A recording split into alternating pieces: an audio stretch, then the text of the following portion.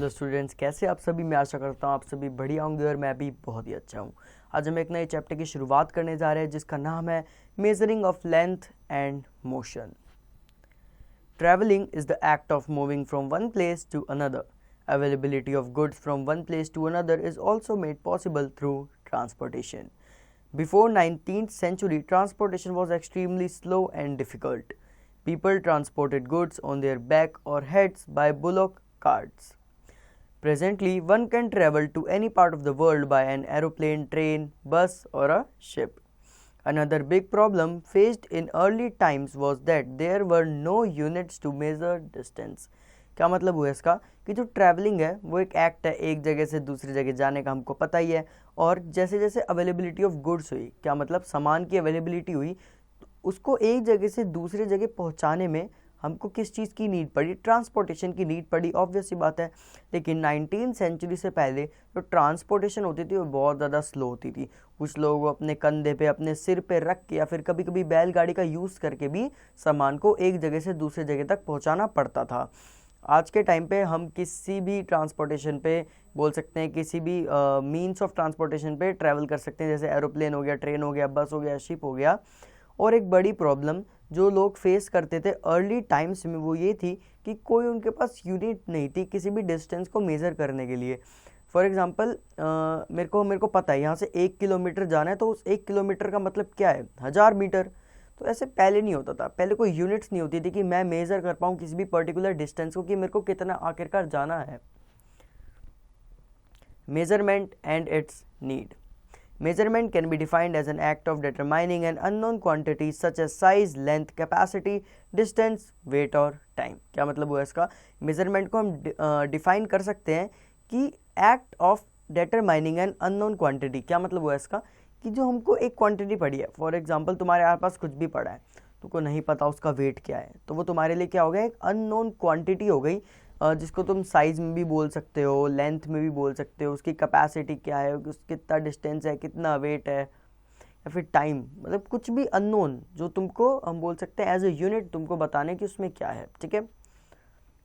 Measurement of physical quantity has two parts: the unit in which it is measured, the magnitude or number which expressed how many times the above mentioned unit is contained in the given quantity. क्या मतलब है इसका कि measurement किसी भी physical quantity की हम 2 parts में डिवाइड करते हैं।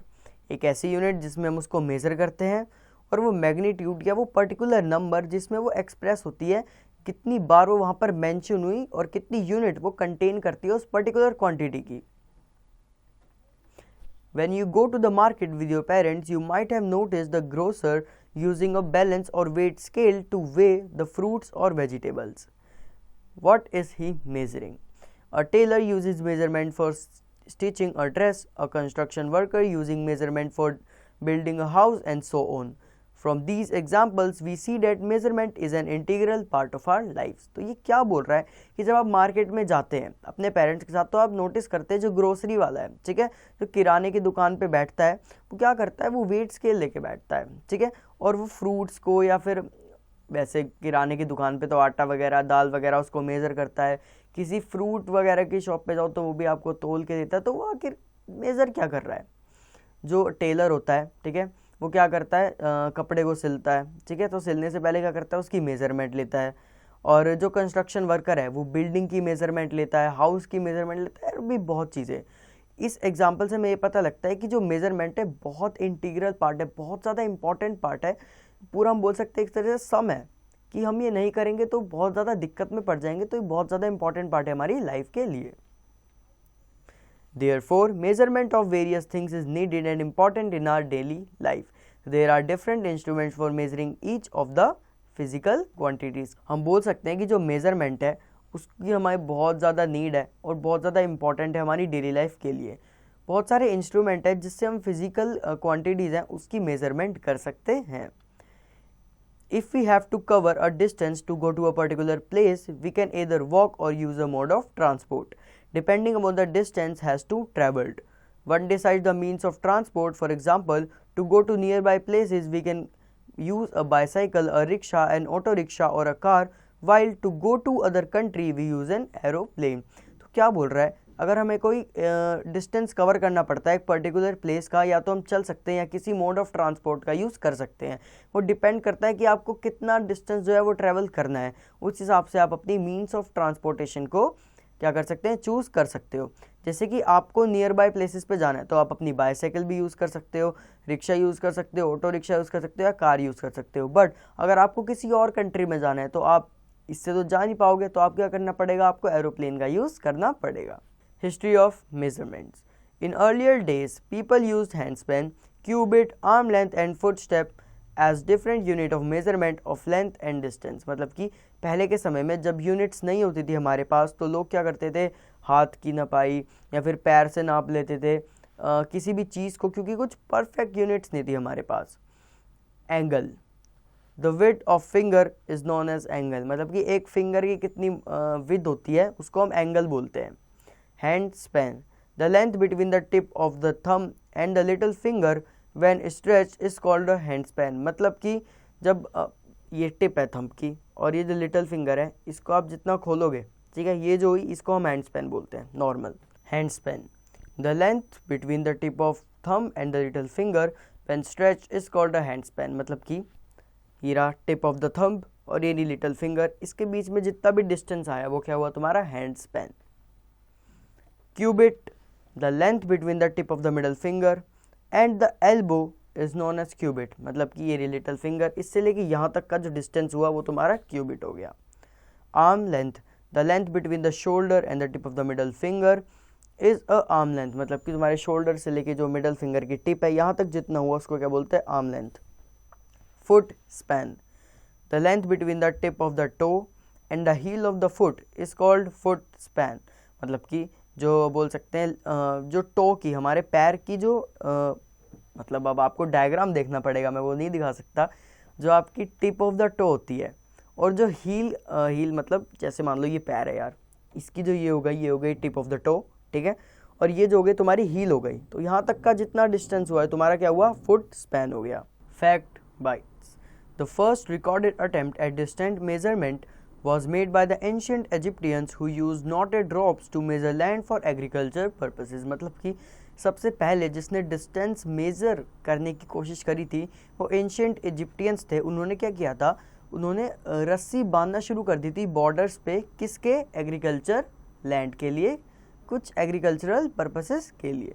Activity 1, objective, measure the different objects with non standard measuring units. क्या मतलब है इसका कि अब हम कोई भी ऑब्जेक्ट होगा उसको हम मेज़र करेंगे बिना स्टैंडर्ड यूनिट्स को यूज़ करके। फॉर एग्जांपल सेंटीमीटर, किलोमीटर या फिर कोई भी चीज़ है, इन सब यूनिट्स का यूज़ नहीं करेंगे, बिना उसके मेज़र करने की ट्राई करेंगे।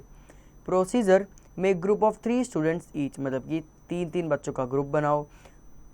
Late everyone measure the following items using suitable unit discussed above is that angle, hand span, cubit, foot span etcetera and note down the observation. मतलब कि अब सबको कुछ ना कुछ जो भी ऑब्जेक्ट आपको नीचे लिस्ट दी गई है उसको नापने को बोलो। क्या यूज़ करके, वो ऐसा यूनिट्स नहीं, स्टैंडर्ड यूनिट्स की बात नहीं कर रहा मैं, वो वाली यूनिट जो अभी हमने ऊपर पढ़ी है, मतलब कि हैंड स्पैन, एंकल, ये सब जो हमने पढ़ा है उसके बेसिस पे आपको नीचे वाली टेबल को फिल आउट करना है। Observations, all the measurement of different items are different by all the 3 students as it was measured by non-standard units। क्या मतलब हुआ इसका, इतनी भी मेजरमेंट्स है अलग अलग आइटम्स की, वो सबके द्वारा अलग अलग आई गई होगी। क्यों, क्योंकि हमने उसमें कोई स्टैंडर्ड यूनिट यूज़ किया ही नहीं है। Inference, need for standard units. क्या मतलब है इसका कि हमको at the end of the day क्या चाहिए होता है, स्टैंडर्ड यूनिट्स चाहिए ही चाहिए होती है किसी भी चीज़ को मेजर करने के लिए। However, angle, hand span, cubit, arm length and foot span of all humans are not the same. Hence, these unit of measurements lack precision and are not standard unit of measurement। इसका क्या मतलब हुआ कि जो angle है, hand span है, qubit है, arm length है, फुट स्पैन है, वो हर ह्यूमन का सेम नहीं होता। फॉर एग्जांपल मान लो मेरा छोटा है, किसी और का हाथ बड़ा होगा, या फिर बोल सकते हैं कलाई बड़ी होगी, ये उंगलियां बड़ी होगी, छोटी भी हो सकती हैं, तो सबका सेम नहीं हो सकता। तो हम बोल सकते हैं कि इससे क्या होता है, एक प्रिसाइज जो हमको चाहिए होता है, एक तरह से बोल सकते हैं कि भाई एकदम परफेक्ट, एकदम प्रिसाइज हमको मेजरमेंट वो नहीं मिल पाती इन सब चीज़ों से, कि हमको पता है कि ये चीज़ परफेक्टली 2.2 सेंटीमीटर की है जानने के लिए स्टैंडर्ड यूनिट तो लगेगी। इससे तो तुम नहीं बता सकते ना कि यार ये तो 2.2 सेंटीमीटर ही है, नहीं, अप्रॉक्सली बता सकते हो 2 सेंटीमीटर, वो भी फिक्स नहीं होगा, वो भी कहीं 1.8 होगा, कभी बढ़ के 2.2 हो जाएगा, मतलब आप फिक्स नहीं बता सकते इन सब चीज़ों से। For measuring things we needed some standard units of measurement which could be used easily equally by everyone. Such a unit is called standard unit of measurement. मतलब कि मेज़र करने के लिए हमको कुछ स्टैंडर्ड यूनिट चाहिए होते हैं मेज़रमेंट करने के लिए, तो सबके लिए इक्वल हो और सब उसको यूज़ कर पाएँ अच्छे से, सबके लिए सेम हो, उसको हम क्या बोलते हैं, स्टैंडर्ड यूनिट ऑफ मेजरमेंट बोलते हैं। Need for standard units, SI units. Imagine how difficult it would be to measure things if different person give different answer for the same thing. मतलब कि कितना मुश्किल होगा किसी चीज़ को मेज़र करना जब आप अलग अलग इंसान के पास जाओ और वो आपको अलग अलग उस चीज़ का answer they. Since non-standard units like handspan, cubit, arm length and footspan are not constant and reliable, so there was a need for some standard unit of measurement that remain constant and reliable. क्या मतलब है इसका, जो non standard unit थी जैसे कि हैंडस्पैन हो गया, क्यूबिट हो गया, आर्म लेंथ हो गया, फुटस्पैन हो गया, वो कांस्टेंट नहीं है। हमने बोला कि सबका अलग अलग होता है, हर ह्यूमंस का अलग अलग होता है ना, रिलायबल है, ठीक है। तो हमको कुछ ना कुछ स्टैंडर्ड यूनिट चाहिए थी जो रिलायबल भी और कांस्टेंट भी रहे। Different standard units of measurement were created at different places.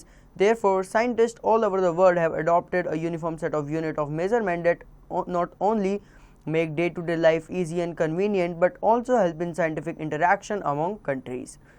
This standard system of unit is also known as International System of Unit और SI unit। क्या मतलब हुआ इसका, अलग अलग स्टैंडर्ड ऑफ मेजरमेंट लाई गई अलग अलग प्लेसेस पे, बल्कि जो साइंटिस्ट थे वो क्या कर रहे थे, पूरे वर्ल्ड में एक तरह की एक यूनिफॉर्म सेट ऑफ यूनिट लाने की कोशिश कर रहे थे, जो ना कि उनकी डे टू डे लाइफ को ईजी बनाता बल्कि कन्वीनियंट भी बनाता, बल्कि हेल्प भी करता साइंटिफिक इंटरेक्शन के लिए अलग अलग कंट्रीज़ में।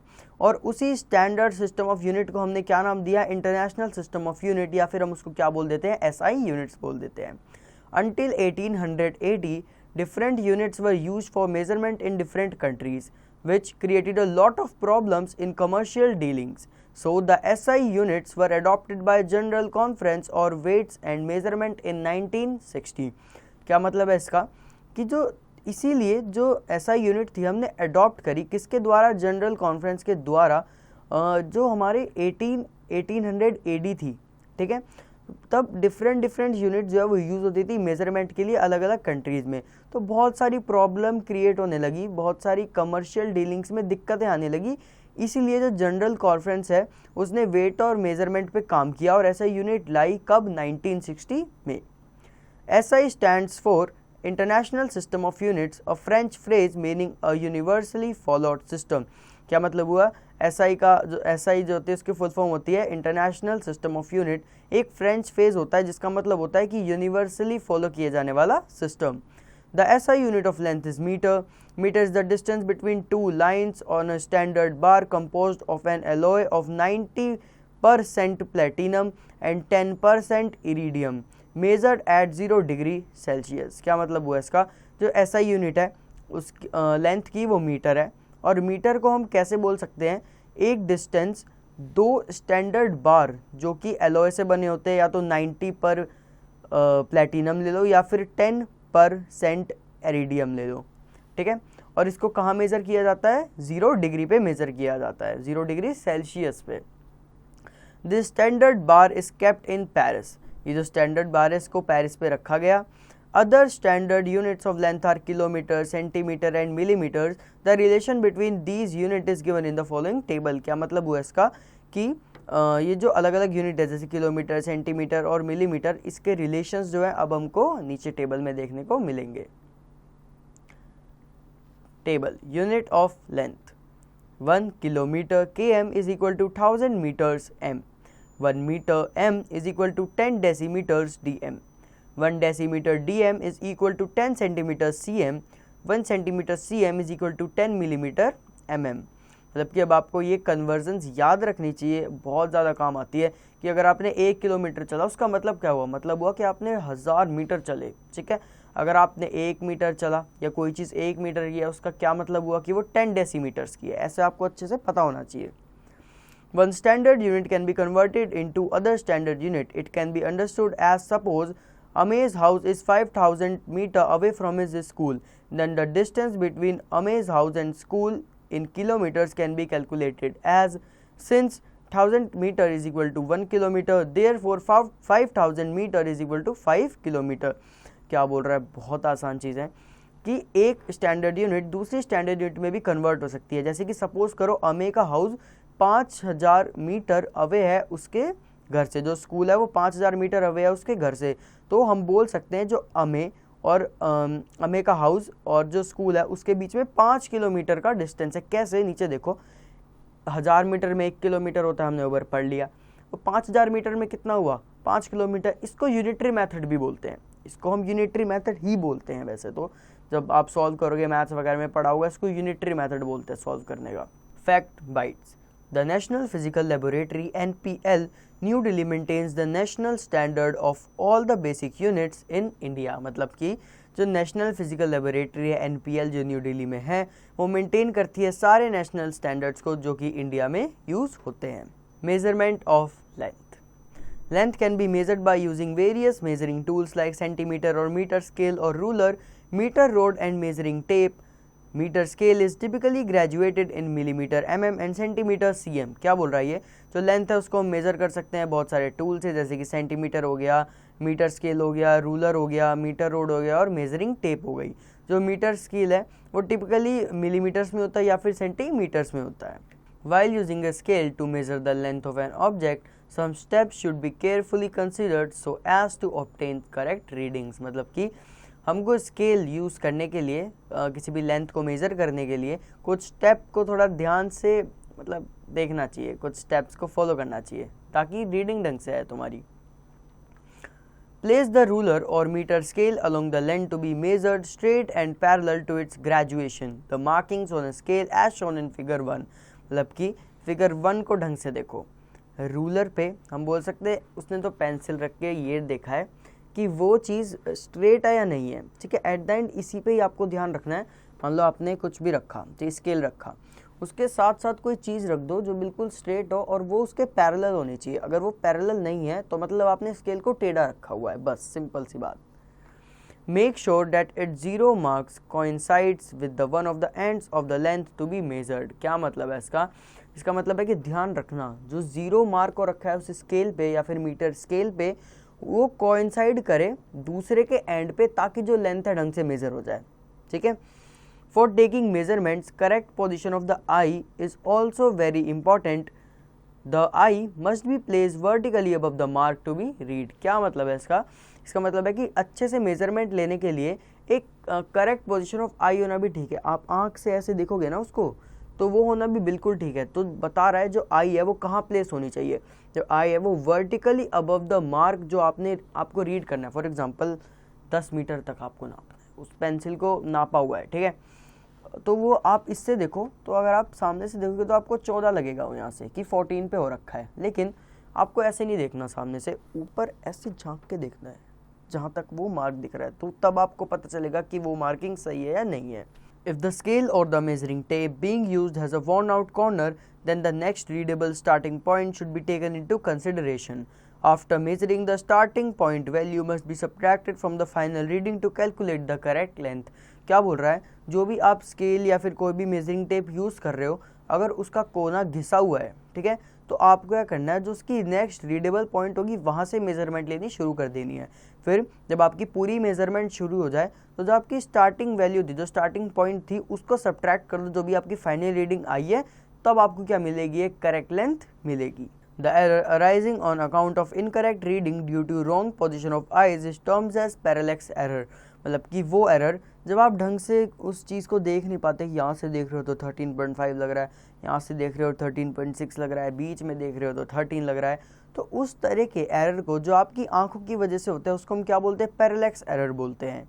For example in figure 2 the initial reading is 1 centimetre and the reading at the other end is 6 centimetre, therefore the length of the box is 6 - 1 is equal to 5 centimetre. क्या मतलब हुआ इसका, जैसे कि हम फिगर 2 में देखें तो इनिशियल रीडिंग क्या है 1 और जो रीडिंग एंड में आई है वो क्या आई है 6 आई है, देयरफॉर जो लेंथ होगी बॉक्स की वो क्या होगी 6 - 1 is equal to 5 centimetre. Activity 2 objective to compare standard and non standard units of measurement, मतलब आप कंपेयर करेंगे नॉन स्टैंडर्ड और स्टैंडर्ड यूनिट ऑफ मेजरमेंट को। Procedure, measure the length height of your school chair with your hands pen and note down the reading, मतलब कि अपने hands pen को ऐसे ऐसे ऐसे यूज करके स्कूल चेयर को नापो। Now measure the length height of the school chair using a inch tape, measure it in centimeter using the centimeter marking on the inch tape. क्या मतलब है इसका, अब उसी चेयर को इंच टेप का यूज करके नापो, मतलब कि उसमें जो सेंटीमीटर में मार्किंग दी गई होगी उसके बेसिस पे सेंटीमीटर्स पे नापो। Ask your two friends to measure the length of the same chair by their hands pen and also by the inch tape. फिर अपने दो फ्रेंड्स को बोलो कि उसकी चेयर की लेंथ को पहले हैंड्स पेन से नापे, फिर उसके बाद इंच टेप से भी नापे। Observation, record the readings in the following table. Yourself, friend 1, friend 2, मतलब कि अब जो भी रिकॉर्डिंग्स आपने जो भी रिकॉर्ड करी है रीडिंग्स, उसको इसमें यहाँ पर फिल आउट करना है कि आपको क्या लेंथ मिली हैंड्स पेन से और क्या लेंथ मिली सेंटीमीटर से। Inference, on comparing your readings with the readings of your friends you will find that standard method is accurate for measuring length, मतलब कि जब आप इंच टेप से कर रहे होंगे तो आपको पता लगेगा कि जो स्टैंडर्ड यूनिट आप यूज़ कर रहे थे उसी से जो है एकदम एक्यूरेट रीडिंग्स आती है, ना कि जो आप नॉन स्टैंडर्ड यूज़ कर रहे होंगे उससे। Measuring a curved line, we can not measure the length of a curved line और object using a meter scale, for this we need a thread to measure it, मतलब कि आप curved line को directly meter scale से measure नहीं कर सकते, उसके लिए आपको एक थ्रेड का यूज़ करना पड़ेगा। Let's learn how to measure the length of a curved line, अब हम सीखते हैं कि कैसे कर्व्ड लाइन की लेंथ को मेजर कर पाएंगे। Activity 3, objective to measure the length of a curved line using a thread, मतलब कि अब हम मेजर करेंगे कर्व्ड लाइन की लेंथ थ्रेड को यूज करके। Material required, a thread and a scale और टेप, एक थ्रेड और स्केल या तो tape. Procedure, first of all take a thread to measure the length of a curved line A B, मतलब कि एक थ्रेड ले लो जिससे हम लेंथ जो है वो मेजर करेंगे कर्व्ड लाइन ए बी की, जो हमको डायग्राम में बगल में दिख रही है।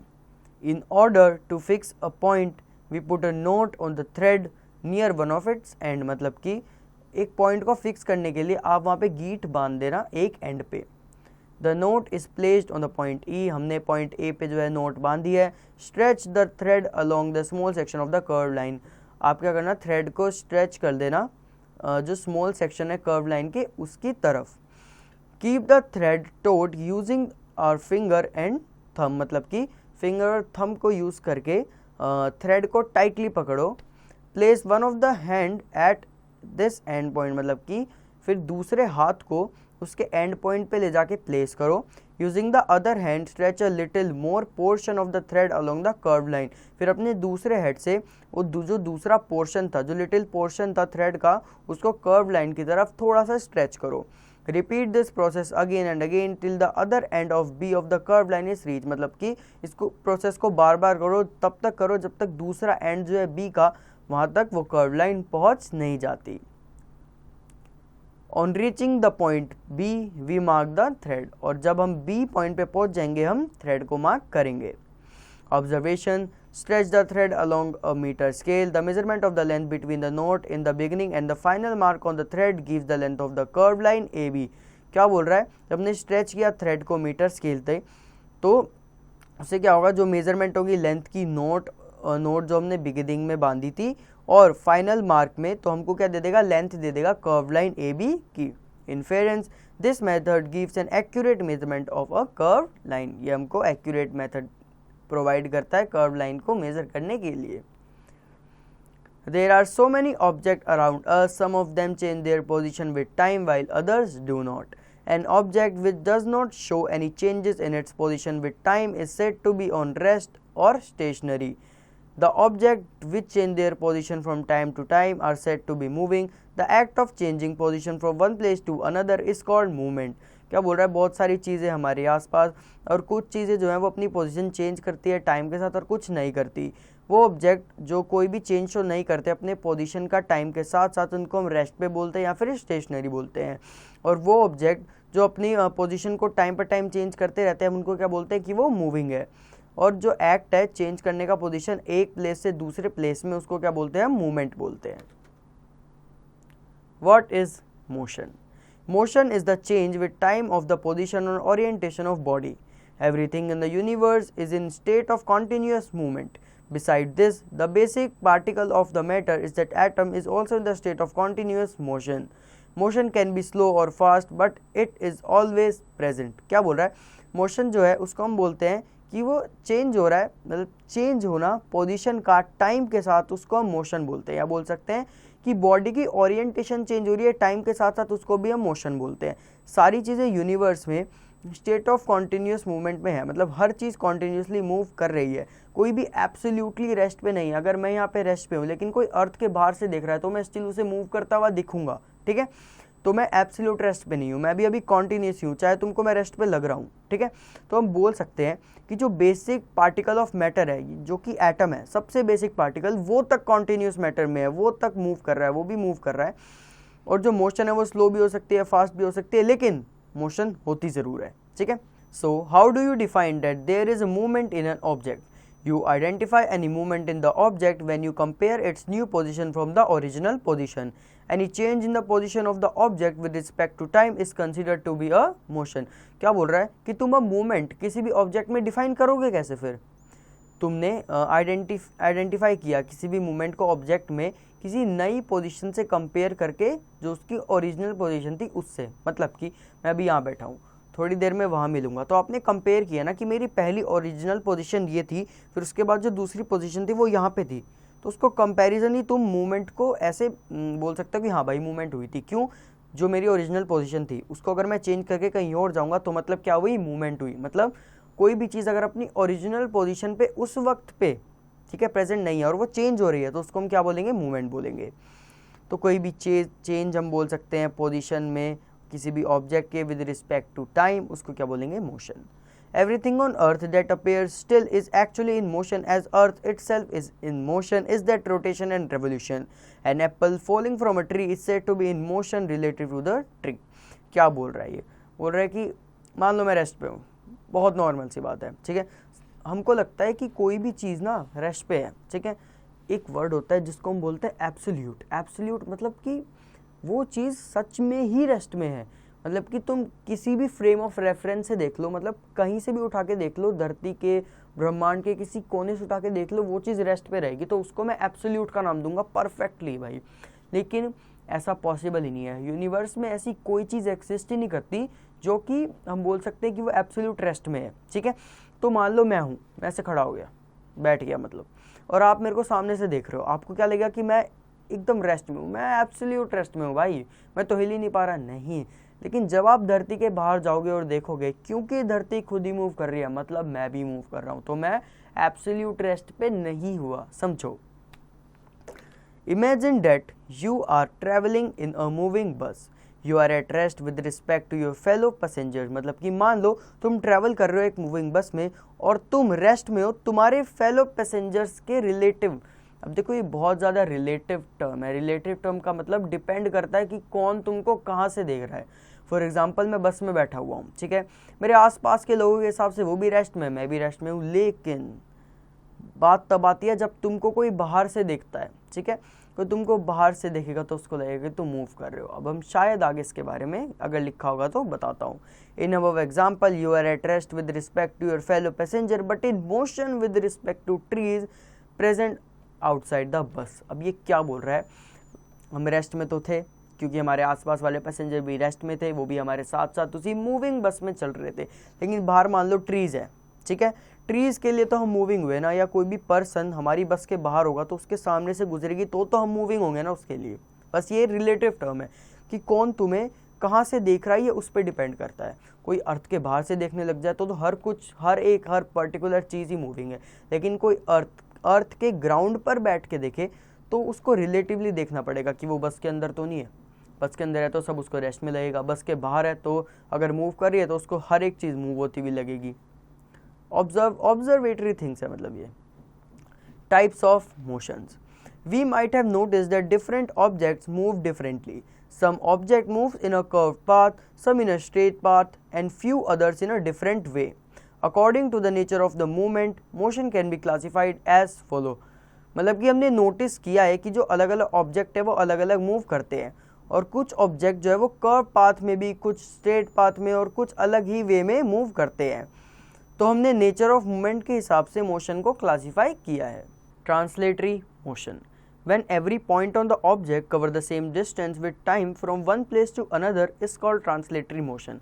क्या मतलब हुआ इसका? मतलब कोई भी ऑब्जेक्ट है, उसका हर एक पॉइंट सेम डिस्टेंस कवर कर रहा है टाइम के साथ, एक प्लेस से दूसरे प्लेस जाने के लिए उसको हम क्या बोलते हैं? ट्रांसलेटरी मोशन बोलते हैं।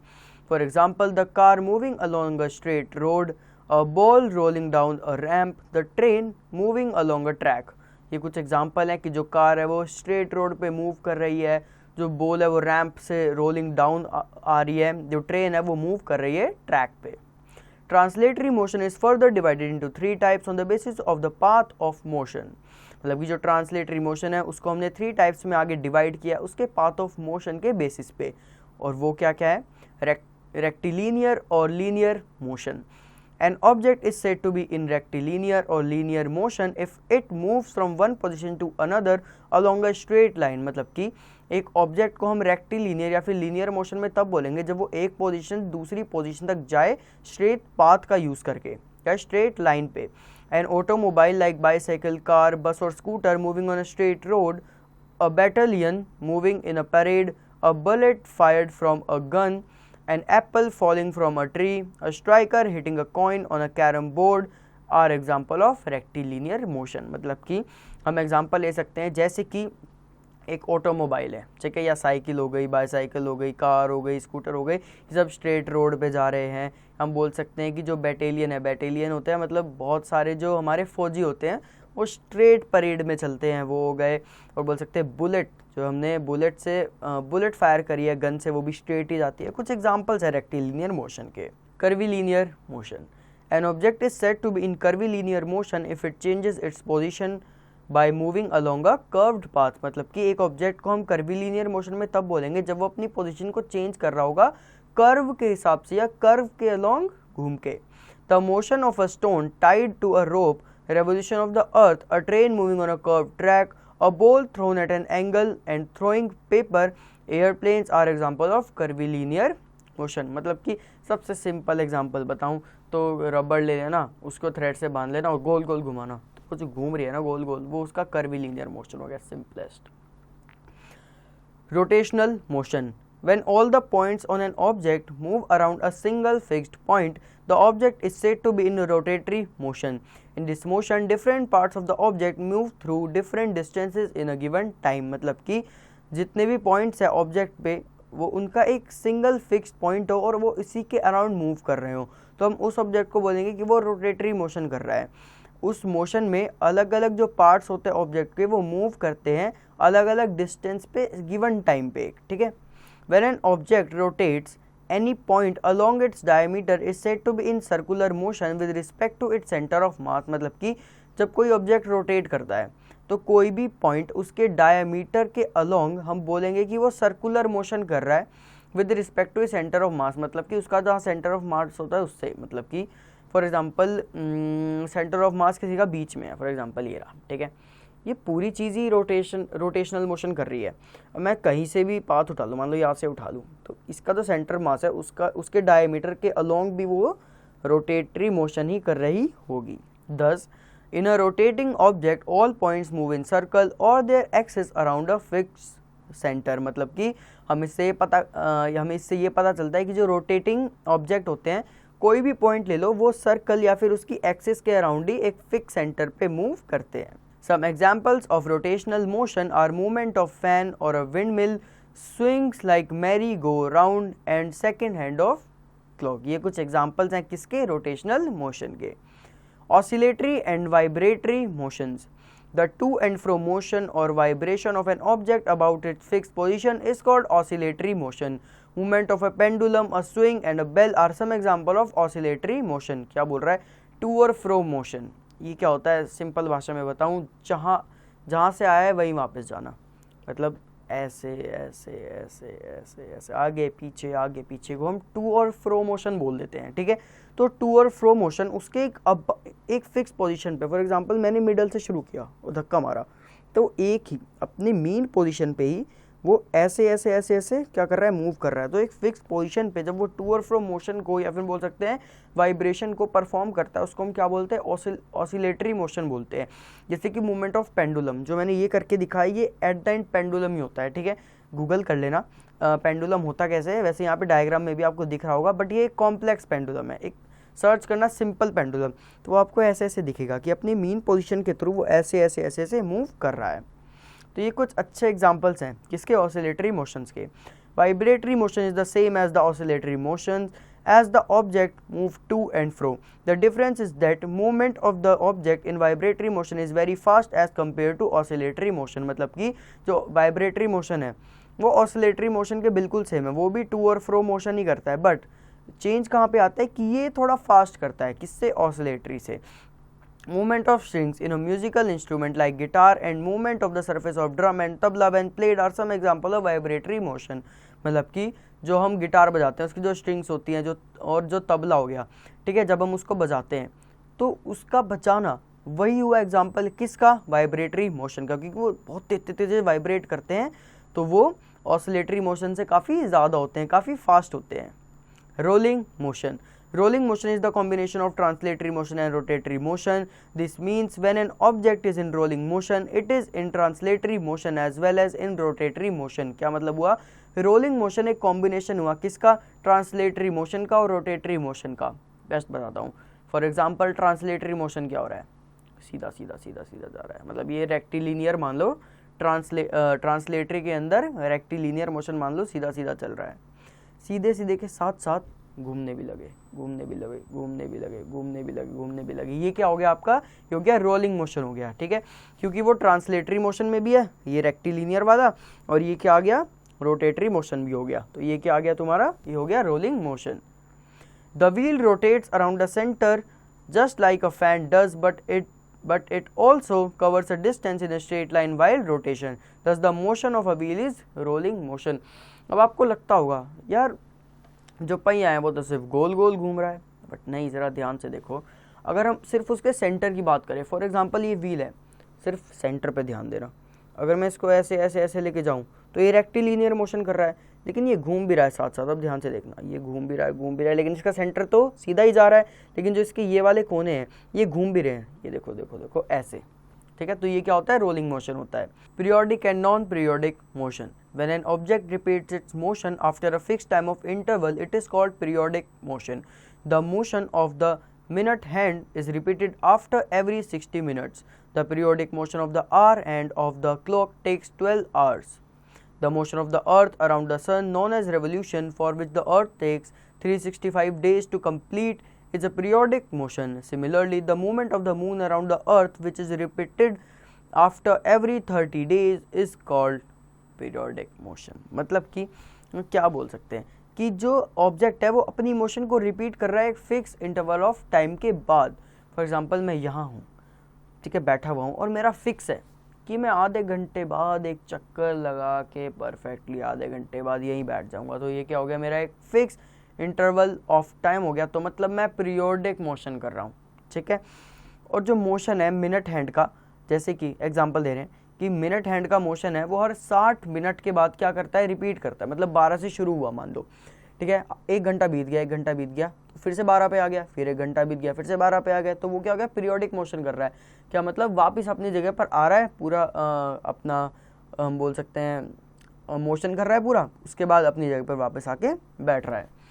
तो जो अर्थ है, मोशन ऑफ अर्थ जो सन के अराउंड करती है, जिसको हम रेवोल्यूशन बोलते हैं, तो अर्थ जो है 365 डेज लेती है उसको कंप्लीट करने के लिए, वो भी एक तरह से हम देखें तो पीरियोडिक मोशन ही हुआ। क्यों, उसको बस ज़्यादा टाइम लग रहा है, तो वो भी होते नहीं, तो वो भी अपनी जगह पे रहा है, जैसे यहाँ से शुरू हुआ, इसको ये कंप्लीट करने में कितना टाइम लगा, 365 डेज लग गए, तो वो जो 365 डेज है वो उसका क्या हुआ, पीरियोडिक टाइम हो गया कि इतने टाइम बाद वो यहाँ पर आ रहा है, हर साल यही होता है ना। ऐसे ही मून का जो मून की जो मूवमेंट है अर्थ के अराउंड, वो हर 30 दिन बाद बदलती है, तो वो भी पीरियोडिक मोशन ही हुआ, वो भी इसी की तरह हो गया। When the motion that is not repeated at regular intervals of time is called non-periodic motion. Beating of drum and swinging of our arms while walking are example of non periodic motion. क्या बोल रहा है, वो motion जो repeat नहीं करता regular intervals पे, मतलब कि जैसे मेरा हाथ हिल गया, ठीक है, ऐसे मैंने हिला दिया, तो ज़रूरी थोड़ी है ये वापस आके ऐसे ही हिले, वो तो मेरी मर्जी है, ठीक है। तो वो चीज़ें जो रिपीट नहीं होती एक रेगुलर इंटरवल के बाद, जिनका फिक्स नहीं होता भाई, ठीक है, तो वही उनको हम क्या बोलते हैं, नॉन पीरियोडिक मोशन बोलते हैं। जैसे ड्रम का बजाना, ठीक है, ड्रम को हमने बजाया तो वो जिस तरह से वाइब्रेट करता है ज़रूरी नहीं है वो हर बार उसी फ्रीक्वेंसी से वाइब्रेट करे और एक पर्टिकुलर टाइम ऑफ इंटरवल पे करे, ठीक है। Circular motion, when an object moves around a circular path in such a way that its position keep changing with time, it is said to be in circular motion. The motion of a hand whirling stone, the motion of the moon around the earth, the motion of the earth around the sun are some example of circular motion. In the circular motion, the distance of the body from the center of the circular path remains the same.